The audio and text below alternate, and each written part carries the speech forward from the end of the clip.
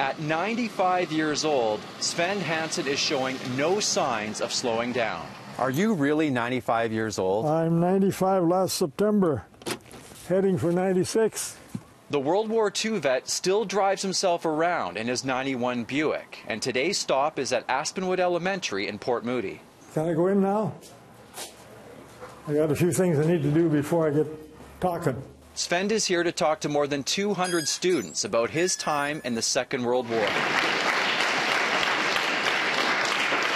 The whole purpose of it is to speak on my particular part in what I did during the war, and not so much in the war in general, and nothing about the Air Force and the Army.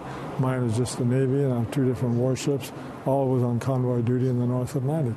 Svend was only 20 years old when he began his service in the Canadian Navy. Of course, you're always thinking about the submarines and firing a torpedo and that, but you're young and you don't think about that. But the scariest thing really was the wind and the waves. There was a lot of bad weather. The Corvette was a relatively smaller ship, and it bounced around a lot. Waves would go over the top of it, and it would just shake and roll. A little bit scary, it was. During the war, he worked on 2 ships, decoding messages for the crew from 1943 to 1945. He takes great joy in sharing his story with the new generation. Today, his young audience had lots of questions. It feels special because I've kind of admired for a couple years the veterans who fought. Lots of people died for Canada, and we should honor them and have the moment of silence. They made you this?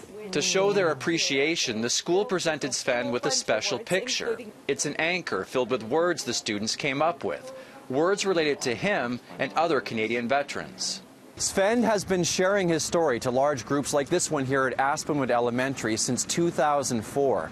Now it's well over 100 speaking engagements, and he plans on doing a few more possibly next year. By the way, now it's off to a local coffee shop to hang out with some friends. Thank you, and see you next year.